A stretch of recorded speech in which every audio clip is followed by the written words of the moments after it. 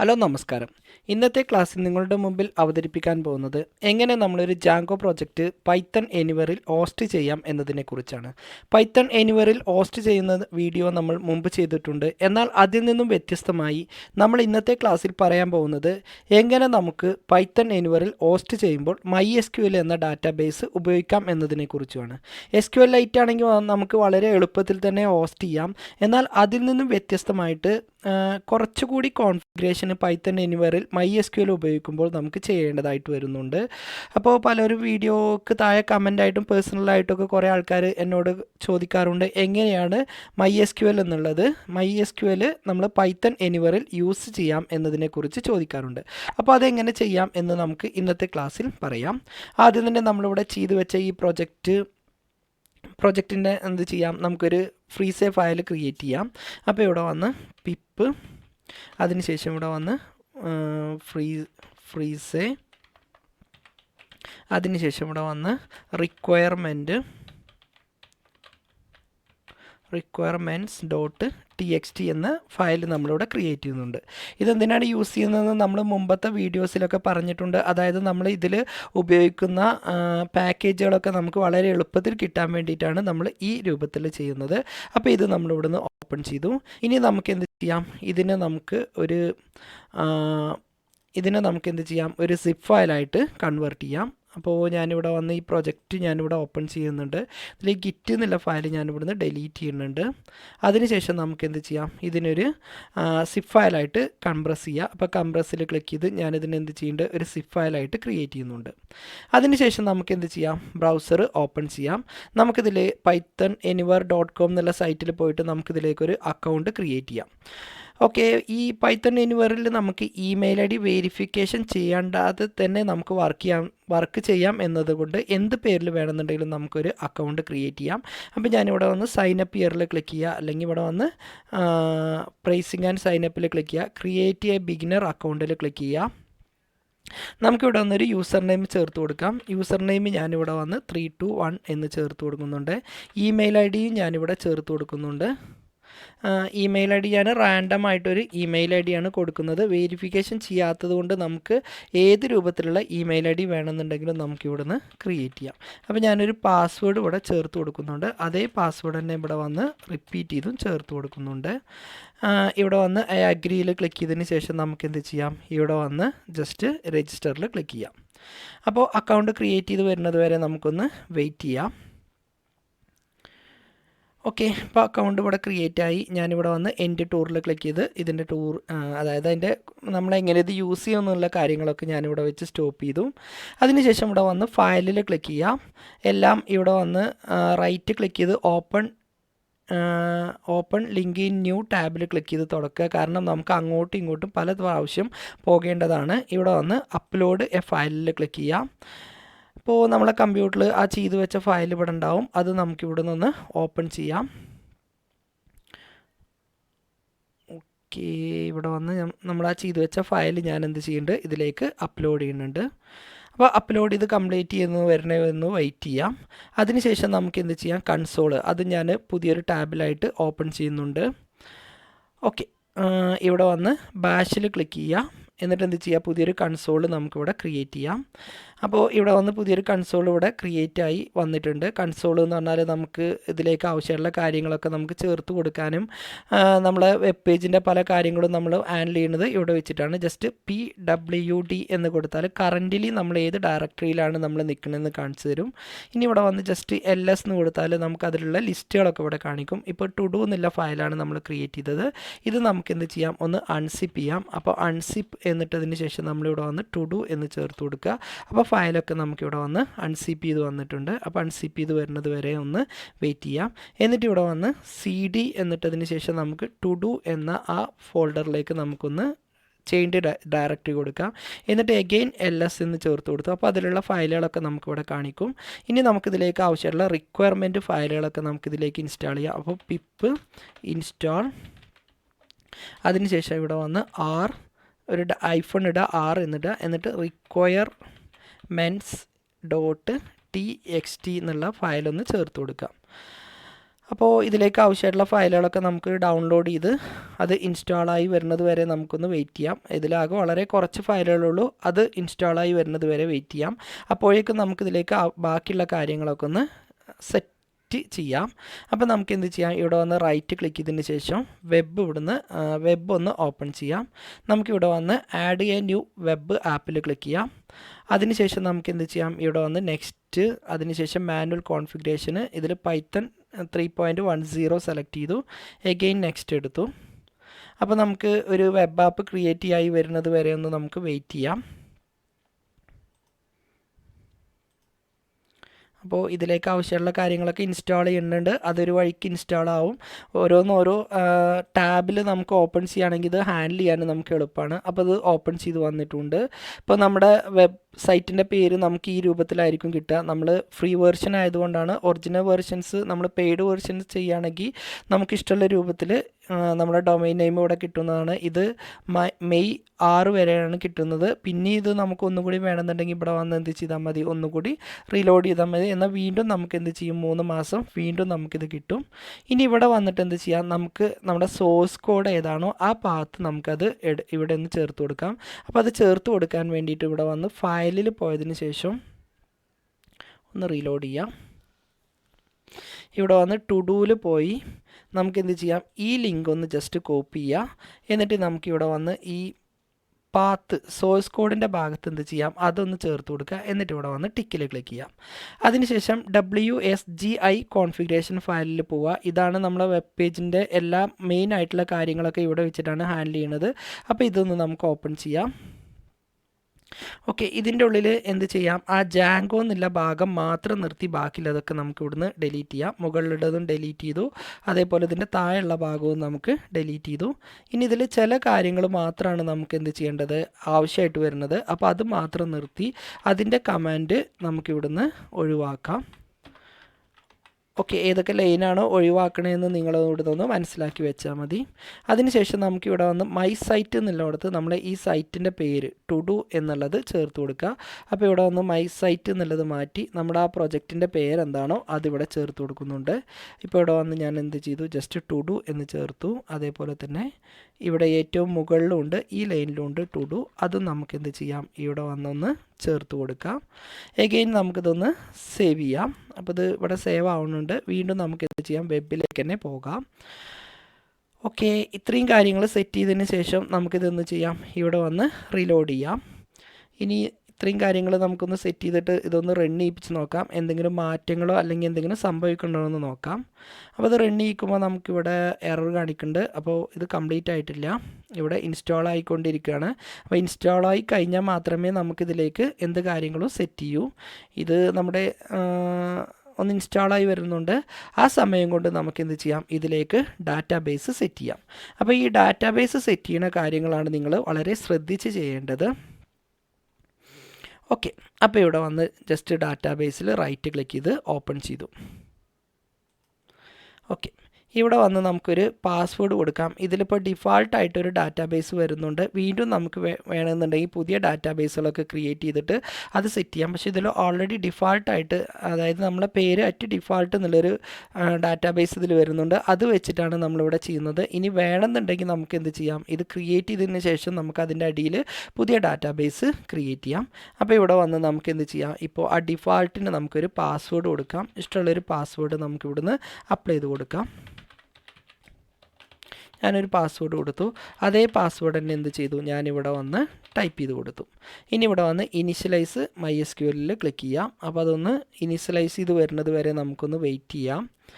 ഇപ്പോൾ ഇതിലെന്തെങ്കിലും മാറ്റങ്ങൾ വരുത്തിയെന്ന് നോക്കണമെന്നുണ്ടെങ്കിൽ ഇത് ഇൻസ്റ്റാൾ ചെയ്ത് കഴിഞ്ഞാൽ മാത്രമേ നമുക്കിതിലേക്ക് ആവശ്യമുള്ള മാറ്റങ്ങൾ എന്തെങ്കിലും വരുത്താൻ കഴിയൂ. അപ്പോൾ അത് ഇൻസ്റ്റാളായി വരുന്നത് വരെ നമുക്ക് ഇവിടെ വെയിറ്റ് ചെയ്യാം. ആ സമയം കൊണ്ട് നമുക്ക് ഡാറ്റാബേസിൻ്റെ കാര്യങ്ങളൊക്കെ ഒന്ന് സെറ്റ് ചെയ്യാം. അപ്പോൾ ഇത് ഡാറ്റാബേസ് ക്രിയേറ്റ് ചെയ്ത് വരണമെന്നുണ്ടെങ്കിൽ കുറച്ച് സമയം എടുക്കും. അപ്പോൾ നമുക്കിവിടെ വന്ന് ഡാറ്റാബേസ് ക്രിയേറ്റ് ആയി വന്നിട്ടുണ്ട്. നമ്മളെ ഡാറ്റാബേസ് ഡാറ്റാബേസ് ഹോസ്റ്റ് അഡ്രസ്സ് എന്ന് പറയുന്നത് ഇതാണ്. അതേപോലെ തന്നെ നമ്മുടെ യൂസർ നെയിം എന്ന് പറയുന്നത് ഈ ഭാഗമാണ്. അതേപോലെ നമ്മുടെ ഡാറ്റാബേസിൻ്റെ പേര് എന്ന് പറയുന്നത് ഈ ഭാഗമാണ്. ഇത്രയും കാര്യങ്ങൾ നമ്മളിവിടെ ശ്രദ്ധിക്കണം. അപ്പോൾ നമുക്ക് എന്ത് ചെയ്യാം, ഇതിലേക്ക് ആവശ്യമുള്ള കാര്യങ്ങൾ ചേർത്ത് കൊടുക്കാം. ആദ്യം തന്നെ നമ്മുടെ ഡാറ്റാബേസിൻ്റെ പേര് ഞാൻ ഇവിടുന്ന് കോപ്പി ചെയ്തെടുത്തു. അതിനുശേഷം ഇവിടെ വന്ന് ഫയലിൽ പോവുക. ഫയലിൽ പോയതിന് ശേഷം നമുക്കിതിൻ്റെ ഉള്ളിൽ സെറ്റിങ്സ് എന്ന് പറഞ്ഞൊരു ഓപ്ഷൻ ഉണ്ട്. അതിൻ്റെ ഉള്ളിൽ പോയതിന് ശേഷം നമുക്കിവിടെ വന്ന് ഈ നെയിം എന്നുള്ള ഭാഗത്ത് നമുക്ക് എന്ത് ചെയ്യാം, നമ്മൾ ആ കോപ്പി ചെയ്ത ഡാറ്റാബേസിൻ്റെ പേര് നമുക്കിവിടെ ചേർത്ത് കൊടുക്കാം. നെയിം എന്നുള്ള ഭാഗത്ത് നമുക്ക് ആ കോപ്പി ചെയ്ത ഡാറ്റാബേസിൻ്റെ പേര് ഇവിടെ ചേർത്ത് കൊടുക്കാം. അതിനുശേഷം നമുക്കിവിടെ വന്ന് അടുത്തതായിട്ട് യൂസർ നെയിം എന്നുള്ള ഭാഗത്ത് ഇവിടെ ഏറ്റവും മുകളിൽ യൂസർ നെയിം തന്നിട്ടുണ്ട്. അപ്പോൾ ഇവിടെ വന്ന് യൂസർ നെയിം എന്നുള്ളത് റൂട്ട് എന്നുള്ള സ്ഥാനത്ത് നമുക്ക് എന്ത് ചെയ്യാം, യൂസർ നെയിം കൊടുക്കാം. അതിനുശേഷം നേരത്തെ നമ്മളിത് ക്രിയേറ്റ് ചെയ്തപ്പോൾ നമ്മളിവിടെ ഒരു പാസ്വേഡ് കൊടുത്തിരുന്നു. ഓക്കെ, ഇവിടെ ഒരു പാസ്വേഡ് നമ്മൾ നേരത്തെ കൊടുത്തിരുന്നു. ആ പാസ്വേഡ് എന്താണെങ്കിൽ അത് നമുക്കിവിടെ ടൈപ്പ് ചെയ്ത് കൊടുക്കാം. ഞാനിവിടെ ചേർത്തിരുന്ന പാസ്വേഡ് ഞാനിവിടെ ടൈപ്പ് ചെയ്ത് കൊടുക്കുന്നുണ്ട്. അപ്പോൾ ആ പാസ്വേഡ് ചേർത്ത് കൊടുത്തു. ഇനി അതിനുശേഷം ഹോസ്റ്റ് എന്നുള്ളടത്ത് ഇവിടെ ഹോസ്റ്റ് എന്നുള്ളതുണ്ട്. അത് നമ്മൾ ലോക്കൽ IP അഡ്രസ്സാണ് ചേർത്തിട്ടുള്ളത്. ഇത് നമുക്ക് ഒഴിവാക്കിയതിന് ശേഷം നമ്മൾ ഹോസ്റ്റ് ചെയ്യുമ്പോൾ ഉള്ള ഇവിടെ ഹോസ്റ്റ്, ഇതാണ് ഹോസ്റ്റ് അഡ്രസ്സ്. ഇതും നമ്മളിവിടെ വന്ന് എന്ത് ചെയ്യാം, സെലക്ട് ചെയ്യാം. അതിനുശേഷം നമുക്ക് എന്ത് ചെയ്യാം, ഇതിൻ്റെ ഉള്ളിൽ ആ ഹോസ്റ്റ് അഡ്രസ്സ് കൂടി ഒന്ന് ചേർത്ത് കൊടുക്കാം. അപ്പോൾ ഇത്രയും കാര്യങ്ങളാണ് നമുക്കിവിടെ സെറ്റ് ചെയ്യേണ്ടത്. നെയിം എന്നുള്ളിടത്ത് നമ്മളെ ഡാറ്റാബേസിൻ്റെ പേരെന്താണോ അത് നമുക്കിവിടെ ചേർത്ത് കൊടുക്കാം. നെയിം എന്നുള്ള ഭാഗത്ത് നമ്മൾ ഡാറ്റാബേസിൻ്റെ പേര്, അതേപോലെ തന്നെ യൂസർ എന്നുള്ളിടത്ത് നമ്മളെ യൂസർ നെയിം ഏതാണോ അത് ചേർത്ത് കൊടുക്കാം. അതേപോലെ തന്നെ പാസ്വേഡ് എന്നുള്ളിടത്ത് നമ്മൾ എന്ത് പേരിലാണോ പാസ്വേഡ് കൊടുത്തത് അത് ചേർത്ത് കൊടുക്കാം. അതേപോലെ ഹോസ്റ്റ് എന്നുള്ളിടത്ത് നമ്മൾ ഈ ഹോസ്റ്റ് അഡ്രസ്സ് ഏതാണോ അത് നമുക്കിവിടെ ചേർത്ത് കൊടുക്കാം. അതേപോലെ തന്നെ ഹോസ്റ്റ് എന്നുള്ള ഭാഗത്ത് അത്രയും കാര്യങ്ങളാണ് നമ്മളിവിടെ ചേർത്ത് കൊടുക്കേണ്ടത്. ഇത്രയും കാര്യങ്ങൾ ചെയ്തതിന് ശേഷം ഇത് അഗെയിൻ ഒന്നുകൂടി സേവ് ചെയ്യുന്നുണ്ട്.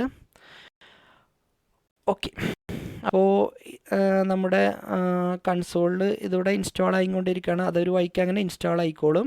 ഇനി നമുക്ക് എന്ത് ചെയ്യാം, ഇതിലേക്ക് നമ്മുടെ ലോക്കൽ ഹോസ്റ്റ്, അതായത് നമ്മുടെ കമ്പ്യൂട്ടറിൽ ലോക്കൽ ഹോസ്റ്റ് /PHP my adminൽ പോയിട്ട് നമ്മൾ ആദ്യം സെറ്റ് ചെയ്ത ഡാറ്റാബേസ് നമുക്ക് എന്ത് ചെയ്യണം, ഡൗൺലോഡ് ചെയ്തിട്ട് ഇതിലേക്ക് അത് അപ്ലോഡ് ചെയ്യണം. അപ്പോൾ നമ്മൾ ഓൾറെഡി നമ്മുടെ ഡാറ്റാബേസിൽ കുറേ ഡാറ്റാസുകളൊക്കെ ഉണ്ടെങ്കിൽ നമ്മൾ കമ്പ്യൂട്ടറിന് അത് ബാക്കപ്പ് എടുത്തിട്ട് ഇതിലേക്ക് അപ്ലോഡ് ചെയ്യണം. പുതിയതായിട്ടൊന്ന് ക്രിയേറ്റ് ചെയ്യുകയാണെങ്കിൽ നേരെ എന്ത് ചെയ്യുക, പൈത്തൺ -manage.py make migration എന്ന് കൊടുത്തിട്ട് മൈഗ്രേറ്റ് ചെയ്ത് നമുക്ക് ക്രിയേറ്റ് ചെയ്യാവുന്നതാണ്. പക്ഷേ നമ്മൾ ഓൾറെഡി എന്ത് ചെയ്തിട്ടുണ്ട്, ഡാറ്റാബേസ് ക്രിയേറ്റ് ചെയ്ത് അതിലേക്ക് കുറേ ഡാറ്റാസുകളൊക്കെ ചേർത്ത് കൊടുത്തിട്ടുണ്ട്. അപ്പോൾ ആ ഡാറ്റാസ് എങ്ങനെ നമുക്ക് ഇതിലേക്ക് കൊണ്ടുവരാമെന്നാണ് ചോദിക്കുന്നത്. നിങ്ങളെ കമ്പ്യൂട്ടർ വിൻഡോസ് ആണെങ്കിൽ സാംബോ ഓപ്പൺ ചെയ്യുക, അതിൽ അപ്പാച്ചയും അതേപോലെ തന്നെ MySQL സ്റ്റാർട്ട് ചെയ്യുക. എൻ്റെ കമ്പ്യൂട്ടറിൽ ഉബുണ്ടു ആയതുകൊണ്ട് ഞാൻ അത് ഓൾറെഡി എന്ത് ചെയ്തിട്ടുണ്ട്, സ്റ്റാർട്ട് ചെയ്ത് വെച്ചിട്ടുണ്ട്. അപ്പോൾ ഇവിടെ വന്ന് ലോക്കൽ ഹോസ്റ്റ് /PHP my adminൽ ക്ലിക്ക് ചെയ്തിട്ട് എന്ത് ചെയ്യാണ്, അത് ഓപ്പൺ ചെയ്തു.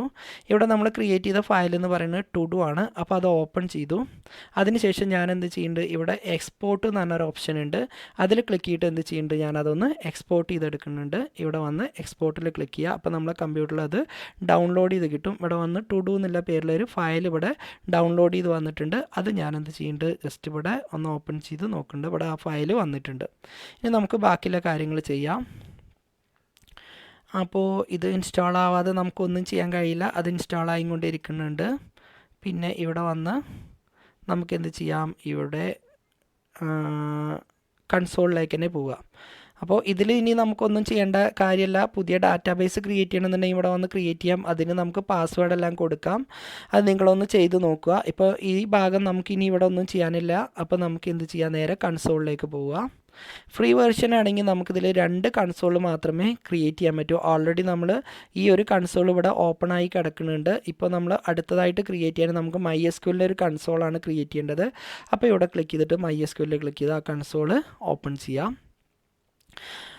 അപ്പോൾ അതിൻ്റെ മുമ്പ് നമുക്ക് എന്ത് ചെയ്യണം, ഇപ്പോൾ നമ്മൾ ആ ക്രിയേറ്റ് ചെയ്ത ഫയലിനെ നമുക്കിതിലേക്ക് ജസ്റ്റ് ഒന്ന് അപ്ലോഡ് ചെയ്യാം.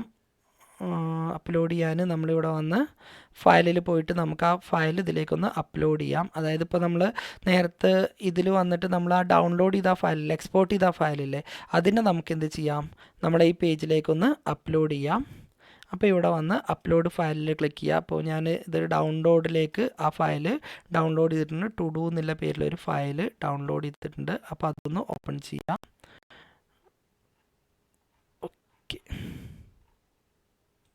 ജസ്റ്റ് ഒന്ന് സെർച്ച് ചെയ്യുന്നുണ്ട് ടു ഡു. ഈ ഫയൽ നമുക്ക് എന്ത് ചെയ്യാം, ഒന്ന് അപ്ലോഡ് ചെയ്യാം. അപ്പോൾ അത് അപ്ലോഡായി കഴിഞ്ഞാൽ നമുക്കത് ഇവിടെ ഡിസ്പ്ലേ ചെയ്ത് വരും. അപ്പോൾ അത് അപ്ലോഡ് ആയിട്ടുണ്ട്. ഇനി നമുക്ക് എന്ത് ചെയ്യാം, ഇപ്പോൾ ഇവിടെ വന്ന് SQLite MySQLൻ്റെ ആ കൺസോളാണ്, ഇൻ്റർപ്രറ്ററാണ്. ഇത് ഓപ്പൺ ചെയ്ത് വരുന്നത് വരെ നമുക്കൊന്ന് വെയിറ്റ് ചെയ്യാം. ഇപ്പോൾ ഇവിടെ വന്ന് ഓപ്പൺ ആയിട്ടുണ്ട്. ഇനി ഇവിടെ വന്നിട്ട് നമുക്ക് എന്ത് ചെയ്യാം, ജസ്റ്റ് ഷോ ഡാറ്റാബേസസ് എന്ന് കൊടുക്കാം. ബേസസ് ലാസ്റ്റ് എസ് കൊടുക്കാൻ മറക്കരുത്. എന്നിട്ടൊരു സെമിക്കോളനിട്ട് എൻ്റർ അടിച്ചാൽ നമ്മൾ ഈ കമ്പ്യൂട്ടറിലുള്ള ഡാറ്റാബേസുകളൊക്കെ നമുക്കിവിടെ കാണിച്ചു തരും. ഇനി ഇതിലേക്കായിട്ട് നമുക്ക് സെറ്റ് ചെയ്യേണ്ടത്, നമ്മൾ ഇപ്പോൾ ആ കൊടുത്ത ഡാറ്റാബേസ് നമുക്ക് എന്ത് ചെയ്യണം, ഇവിടെ ഓപ്പൺ ചെയ്യണം. അപ്പോൾ ഇവിടെ വന്നിട്ട് നമ്മൾ എന്ത് ചെയ്യാം, ഈ ഡാറ്റാബേസിൻ്റെ പേര് ഞാനൊന്ന് കോപ്പി ചെയ്യുന്നുണ്ട്. ഇതാണിപ്പോൾ നമ്മൾ ക്രിയേറ്റ് ചെയ്യുന്ന ഡാറ്റാബേസ്. ഇതൊന്ന് കോപ്പി ചെയ്തു. എന്നിട്ട് ഇവിടെ വന്ന് യൂസ്, അതിനുശേഷം നമുക്ക് ആ ഡാറ്റാബേസിൻ്റെ പേര് കൊടുക്കുക. എന്നിട്ട് ഇവിടെ വന്നൊരു സെമിക്കോളൻ ഇടുക.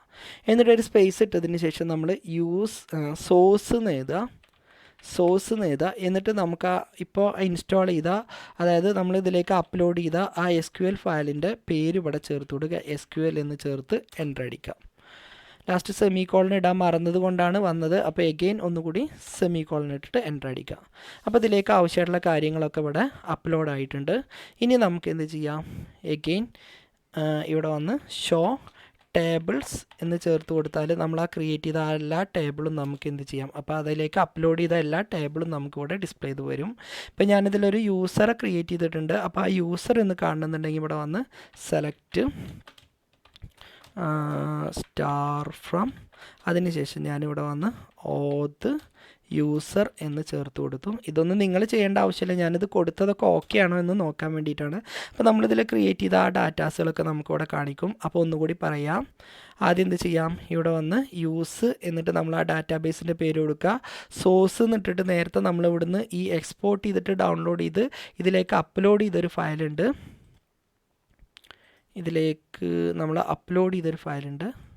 ഓക്കെ, ഇവിടേക്ക് അപ്ലോഡ് ചെയ്തിട്ടുണ്ട്. ആ ഫയലിൻ്റെ പേരാണ് നമ്മൾ എന്ത് ചെയ്യേണ്ടത്,